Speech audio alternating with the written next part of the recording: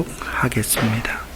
이 시간 하나님께서 우리에게 주시는 말씀은 사도행전 1장 6절부터 8절까지의 말씀을 여러분과 제가 합독하겠습니다. 그들이 모였을 때에 예수께 여쭈어 이르되 주께서 이스라엘 나라를 회복하심이 이때니까 하니 이르시되 때와 시기는 아버지께서 자기의 권한에 두셨으니 너희가 알 바 아니요 오직 성령이 너희에게 임하시면 너희가 권능을 받고 예루살렘과 온 유대와 사마리아와 땅끝까지 이르러 내 증인이 되리라 하시니라. 아멘. 지난 시간에 사도행전에 대해서 여러분과 함께 정리를 해봤습니다. 사도행전의 중요한 강조점은 성령의 활동입니다. 사도행전은 예수의 복음을 교회를 통하여서 땅끝까지 전파함에 관심합니다. 사도행전은 교회의 본질과 사명에 대해서 우리에게 잘 말씀해 주고 있습니다. 성령께서 교회를 통하여서 일하시기 위해서는 부르심에 순종하여 목숨이라도 아끼지 않는 사람들을 필요로 합니다. 이 사람들에게 성령이 임하자 이들은 변화되었습니다. 사도행전은 변화된 사람들의 이야기입니다. 그러나 또한 엄밀하게 사도행전은 사람들의 이야기가 아닙니다. 그것은 사도들의 행전이 아니라 사도들을 사도되게 하신 성령님의 이야기입니다. 이 사람들을 변화시킨 분이 성령 하나님이십니다. 그러므로 사도행전은 우리에게 성령님의 이야기를 말하고 있습니다. 사도행전을 쭉 읽어나가면 주제어들이 있습니다. 사도들이 있습니다. 사람들이 있습니다. 이들이 예수를 만나고 예수를 경험한 사람들이었습니다. 그런데 이들이 예수를 만나고 예수를 경험했다 했지만 이들에게 진정한 변화가 아직까지 부족했습니다. 그들에게 성령이 임합니다. 성령이 임하자 그들이 한두 사람씩 모여서 교회 공동체를 이루어 갑니다. 이 교회를 통해서 땅끝까지 복음을 전파하는 이야기가 사도행전에 기록되어 있습니다. 그렇다면 누가에 의해서 정리된 사도행전의 내용은 어떤 내용입니까? 사도행전 1장 1절부터 2절까지의 말씀에 의하면 데오빌로여 내가 먼저 쓴 글에는 내가 먼저 쓴 글 누가복음에는 이런 내용이 기록되어져 있습니다. 무릇 예수께서 행하시며 가르치시기를 시작하심부터 예수가 택하신 사도들에게 성령으로 명하시고 성천하신 날까지의 일을 기록한 책이 사도행전입니다. 그러면 누가복음입니다. 그러면 사도행전은 어떤 책입니까? 그가 고난받으신 후에 또한 그들에게 확실한 많은 증거로 친히 살아계심을 나타내사 예수께서 십자가를 지시고 죽으셨습니다. 그리고 사흘 만에 부활하셨습니다. 확실한 많은 증거로 친히 살아계심을 나타내시기 위해서 40일 동안 그들에게 보이시며 하나님 나라의 일을 말씀하신 책이 사도행전이라는 책입니다. 그렇다고 하면 1장 3절에 의해서 보면 누가에 의해서 정리된 사도행전의 내용은 크게는 두 가지 부분으로 나누어 볼 수 있을 것입니다. 예수의 십자가와 부활, 그리고 하나님 나라의 일이 바로 그렇습니다. 그런데 부활이라는 것이 이해될 수 있는 이야기일까요? 아니 어떻게 죽은 사람이 다시 살아납니까? 이해가 되지 않는 이야기였습니다. 그래서 그들은 항상 모여서 예수의 부활에 대해서 논의하고 또 예수의 부활에 대한 확실한 증거를 수집하기 시작하고 또 체험하기 시작합니다. 사도행전 1장 4절부터 6절까지의 말씀을 보면 이런 말씀이 기록되어져 있습니다. 예수께서 사도와 함께 모이사 6절에는 그들이 모였을 때, 그러니까 사도들끼리 모였을 때를 말합니다. 기독교의 시작은 예수와 사도 그리고 그들끼리 함께 모인 모임부터 기독교가 시작됩니다.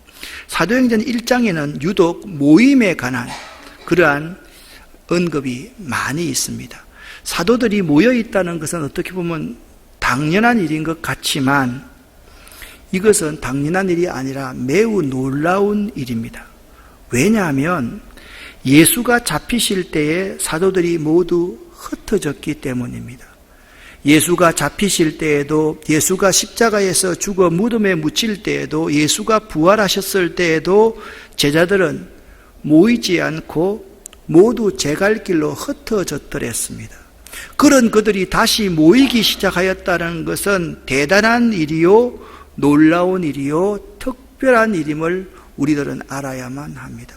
우리는 자유롭게 모이니까 이 모임이 쉬운 일이다, 대수롭지 않는 일이다 라고 말할 수 있지만 그 시대적인 관점에서 보면 이 모임은요, 핍박과 죽음을 생각하지 않으면 안 되는 모임이었던 것이죠. 기독교의 시작은 모임에서부터 시작됩니다. 또한 4절 말씀을 보면 예수께서 사도들과 함께 잡수실 때에 초기 기독교인들은 매일 항상 함께 식사하는 밥상 공동체였습니다. 그리고 4절과 6절 말씀에 보면 예수께서 그들에게 말씀하시고 분부하시고 명령을 하고 계시고 그들이 모였을 때 궁금한 점을 예수께 여쭈어 보았다라고 말씀하고 있는데 초기 기독교인들은 모일 때마다 말씀으로 교제하는 공동체였습니다. 그러니까 육신의 떡을 떼는 공동체였을 뿐만 아니라 영의 양식을 함께 먹는 공동체가 초대교회의 공동체였다라고 말씀하고 있는 것입니다. 기독교의 위대한 역사는 우리 주님께서 사도들에게 주신 말씀으로 말미암는 약속으로부터 시작되었습니다. 그 약속이 무엇입니까? 예루살렘을 떠나지 말고 아버지께서 약속하신 것을 기다리라. 약속하신 것을 기다리는 것. 예루살렘을 떠나지. 그런데 그냥 약속하신 것을 기다린다에 초점을 맞춰서는 안 됩니다. 왜 예루살렘을 떠나지 말라고 했는가가 매우 중요합니다. 예루살렘은 아브라함이, 믿음의 유상 아브라함이 번제로 이삭을 드렸던 장소 모리아산이 바로 예루살렘입니다. 솔로몬 왕이 그 모리아 산에서 성전을 건축한 장소가 예루살렘입니다. 이처럼 예루살렘은 구속적인 측면에서 매우 중요한 의미를 지니는 곳입니다. 이삭의 번제를 통해서 예수 그리스도의 희생이라는 것을 미리 보여주신 하나님께서 이삭을 바친 바로 그 희생 제물의 그곳에다가 성전을 짓도록 섭리하시는 것은 결코 우연이 아니라는 것이죠. 그래서 구약성경 미가서 4장 2절, 이사야서 2장 3절 말씀을 보면 예루살렘은 여호와의 말씀이 나올 것으로 예언된 곳입니다. 그러니까 여호와의 말씀이 이 예루살렘으로부터 나오게 될 것이다 라고 말씀했는데 이 여호와의 예루살렘으로부터 나왔던 말씀이 예수 그리스도께서 십자가에 못 박혀 죽으심으로 이루어졌기 때문에 예수 그리스도께서 십자가에 못 박혀 죽으신 곳이 예루살렘이었다라는 것입니다. 오늘날 교회와 교인들이 1번부터 6번까지의 모두에 대해서 무관심합니다. 모임에 대해도 무관심할 수밖에 없고 교제에 대해서도 매우 무관심할 수밖에 없는 상황에 처해 있습니다. 예루살렘이라는 이 교회에 모여서 주님이 약속하신 것을 기다려야만 되는데 교회도 우리가 마음껏 모일 수 있는 장소가 되지 않고 있다라는 점입니다. 특별히 이 어려운 시기는 우리에게 큰 시험거리를 주고 있습니다. 그렇다고 한다면 누가가 바라본 사도들의 모습은 어떤 모습일까요? 그러니까 이렇게 생각하시면 됩니다.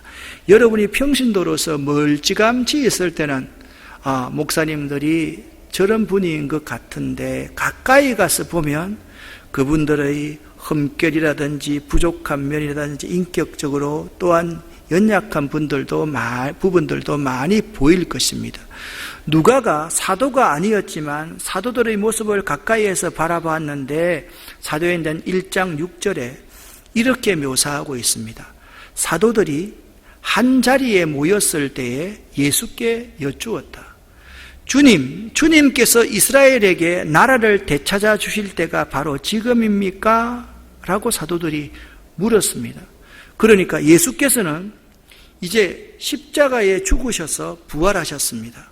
하나님 나라의 일을 40일 동안 제자들에게 풀어서 예수 자신이 살아계심을 그들에게 증거해 주셨다고 한다면 그들이 하나님의 나라에 대해서 관심을 가져야 될 것 아닙니까? 그런데 사도들은 이 세상 나라에 대해서 예수께 묻고 있다라는 점입니다. 사도들은 예수께서 약속하신 것을 오해하고 있었습니다. 그들에게는 이스라엘의 독립과 회복을 통해서 실현된 나라를 보고자 하는 소망이 있었으며 나라가 회복되면 자신들이 권력의 자리에 앉게 될 것이라는 환상에 빠져 있었던 게지요. 여기서 주목할 만한 단어가 있습니다.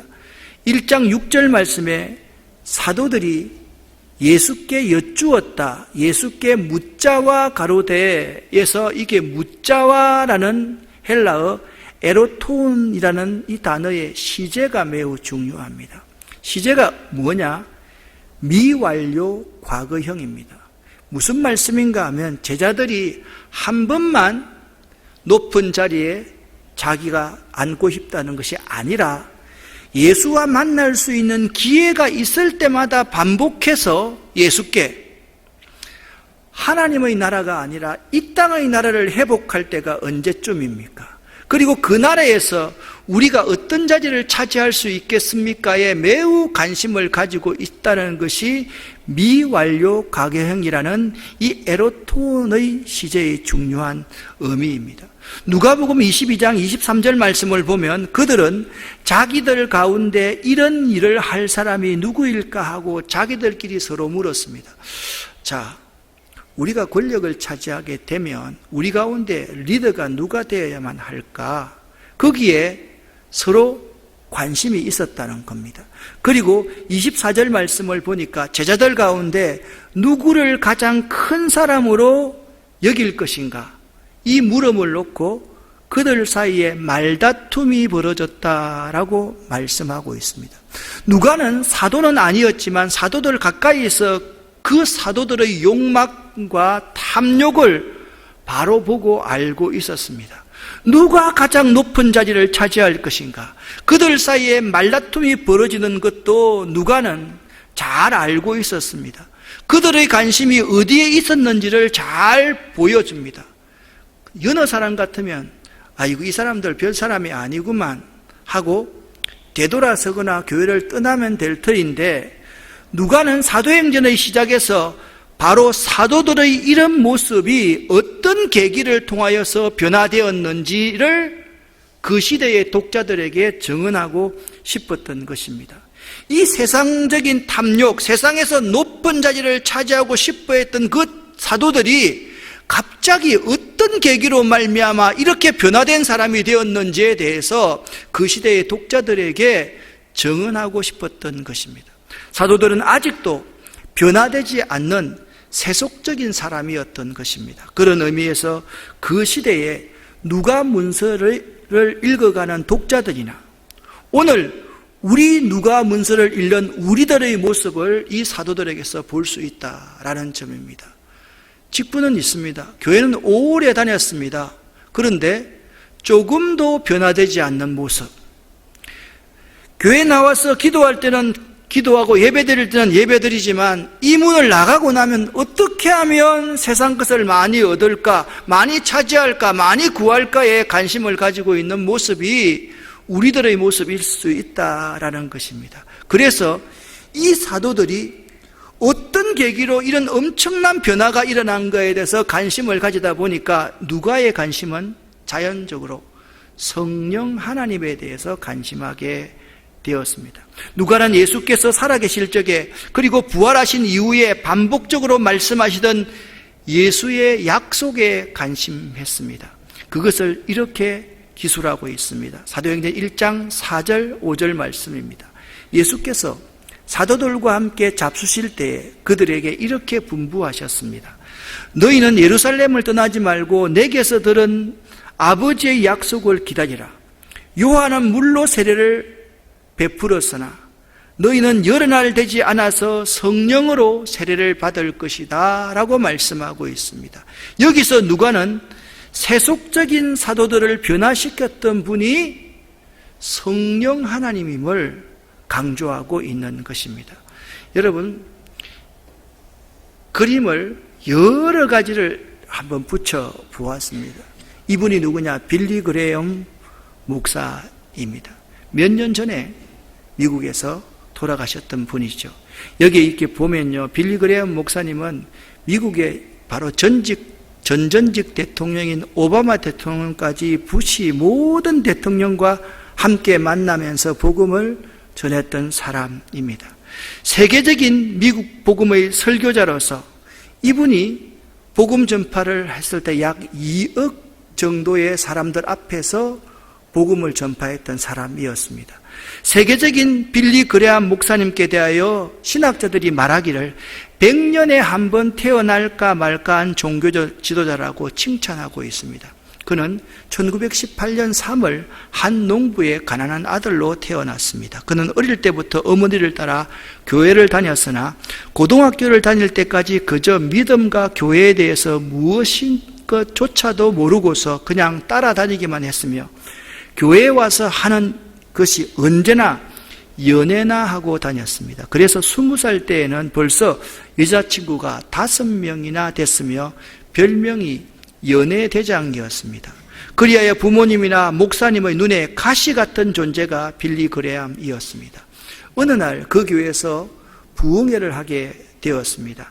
잭슨 목사님의 부흥회에 빌리 그레엄이 참석했는데 이상하게도 그날따라 그 목사님의 설교가 빌리 그레엄의 가슴을 콕콕 찌르게 할 뿐 아니라 재가 쏟아져 나옴으로 회개에 자복하게 될 때 가슴이 뜨거워지고 성령의 불이 확확 들어오기 시작했습니다. 그는 땅바닥에 꿇어앉아서 일주일간을 울게 되었고 그 길로 아베녀 산에 올라가 기도하는 중에 하나님의 음성을 듣습니다. 빌리 그레엄아, 넌 이제 말씀을 전파라 하는 하나님의 음성을 듣고 신학교에 들어가 목사가 되었습니다. 그리고 세계적인 부흥사가 되었습니다. 성령께서 한 청년을 변화시켰던 것입니다. 성령은 사람을 변화시키는 역사가 있습니다. 또한 예화를 여러분과 함께 나누고자 합니다. 펜실베니아 주에 있는 유명한 마른 막대기 교회와 마른 막대기 목사에 관한 이야기입니다. 펜실베니아 주에 가면 유명한 명물 2가지가 있다고 합니다. 바로 마른 막대기 교회와 마른 막대기 목사입니다. 이 왜 마른 막대기 교회라고 했는가 하면 이 교회에 아무리 좋은 목사님이 오셔도 6개월을 버티지 못하고 쫓겨나가는 거예요. 그 목사님이 6개월을 견디내지 못하고 쫓아내고 쫓겨나가니까 사람들이 그 교회를 마른 막대기 같은 교회다, 마른 막대기 목사였다라고 그렇게 이름 불렀습니다.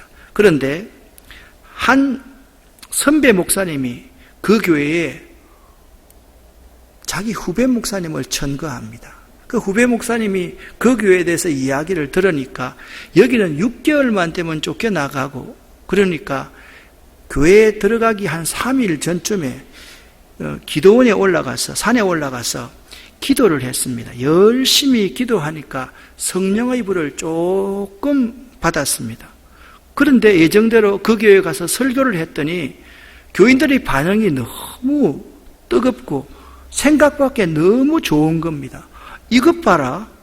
목사님은 예배가 끝나자마자 아무 사람도 만나지 않고 줄곧 산에 올라가서 오 주여, 막대기 목사가 또 왔습니다. 제게 능력을 주시옵소서라고 열심히 기도했더니 이번에는 정말 뜨겁게 성령의 불을 충만하게 받게 되었습니다.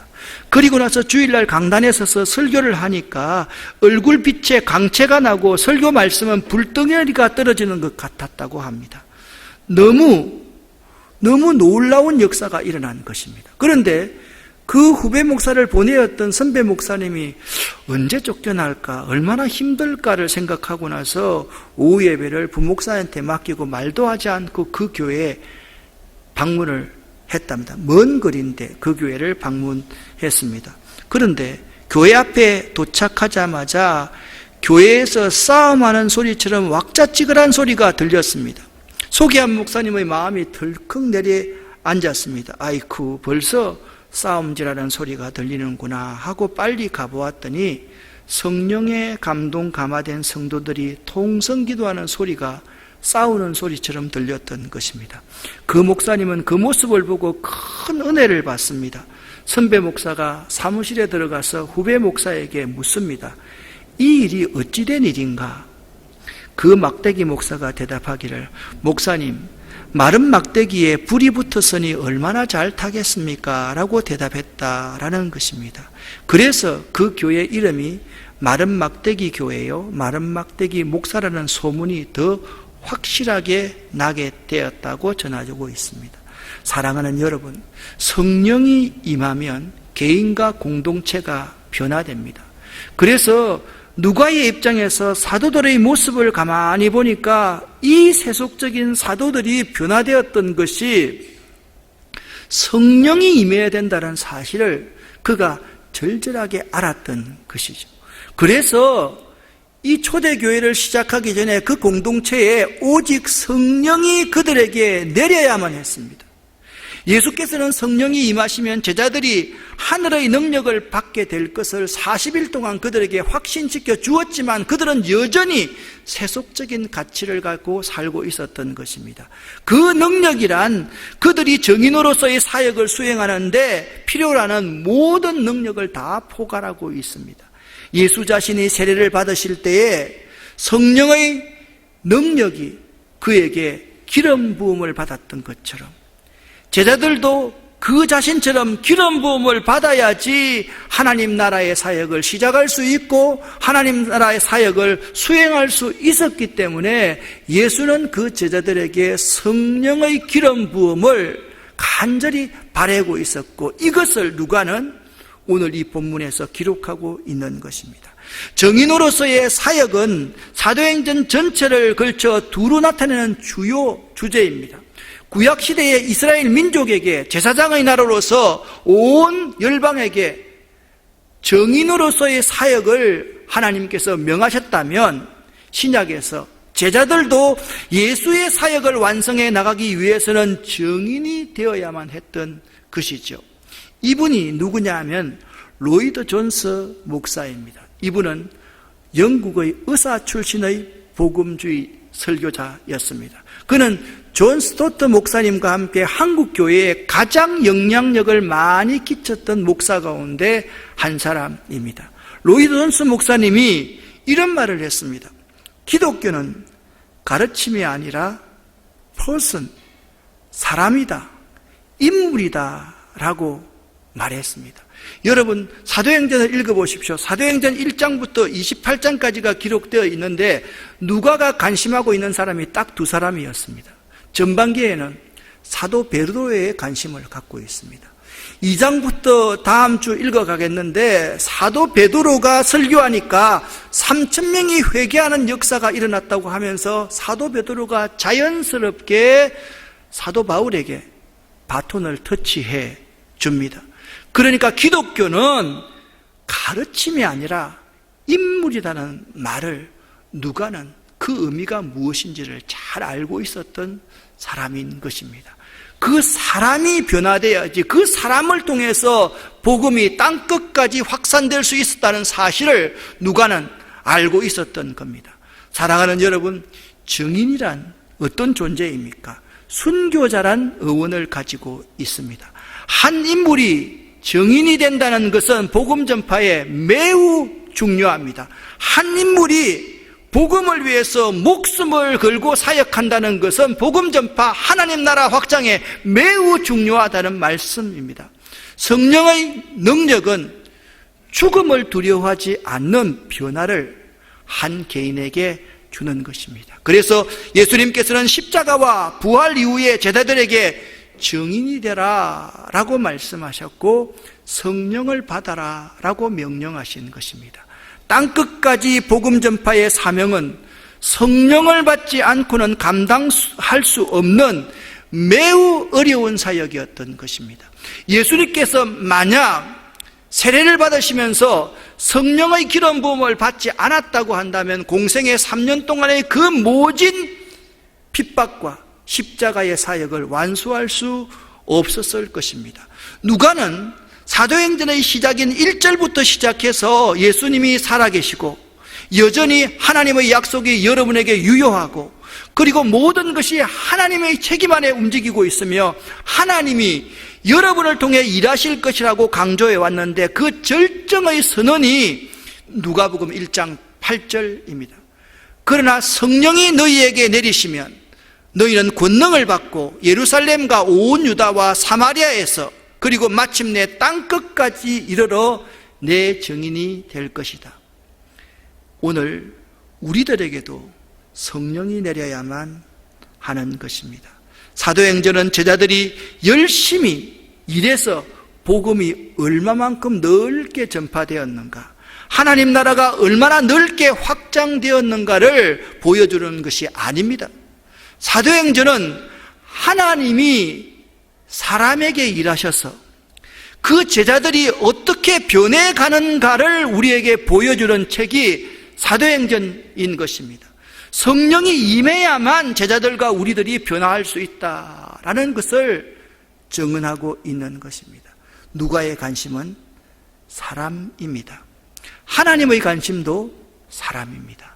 하나님의 나라, 하나님을 위해 일한다는 것은 변화된 사람이 할 수 있는 일이기에 한 사람 한 사람의 변화, 한 사람 한 사람에게 성령의 기름 부음의 임해야만 그 사역을 감당할 수 있는 것이죠.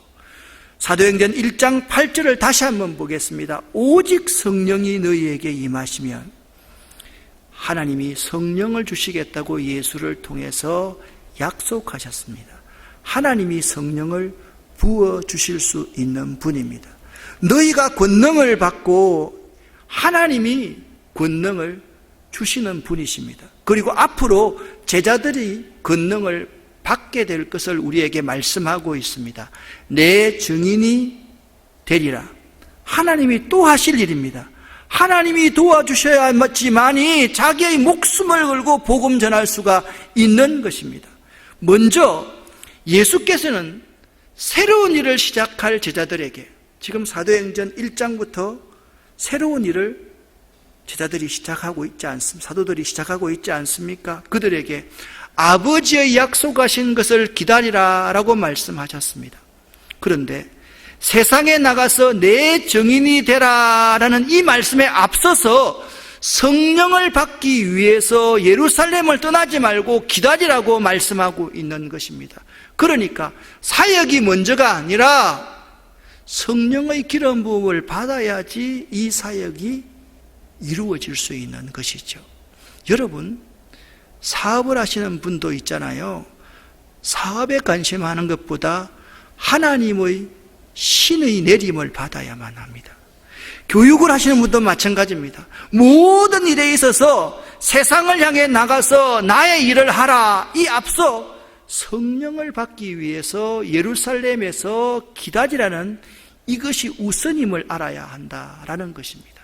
다음, 부활하신 주님을 만났음에도 사도들의 관심은 여전히 땅의 회복에 있었습니다. 예수께서는 우리가 관심을 가져야 할 일은 예수의 십자가와 부활의 증인이 되는 것이라고 말씀하고 있는 것입니다. 우리가 살면 교회가 죽습니다. 내가 살면 가정이 죽습니다. 내가 죽어야지 가정도 살고 교회도 살고 이 세상이 살아가는 것이 예수의 원리인 것입니다. 자꾸 우리는 나도 살고 상대도 살리려고 합니다. 아닙니다, 여러분. 내가 하늘에 썩어지는 미랄이 되지 않고 교회가 하늘에 썩어지는 미랄이 되지 않으면 열매를 맺을 수 없다라는 사실을 기억할 수 있어야만 합니다. 우리는 예수 십자가와 부활을 위한 순교의 씨앗이 될 수 있어야만 하는 것입니다. 그 다음입니다. 성령이 임하시면 권능을 받는다라고 말씀하고 있습니다. 성령님께서 우리에게 주시는 능력은 우리 앞을 가로막고 있는 엄청난 장애물들이 있습니다.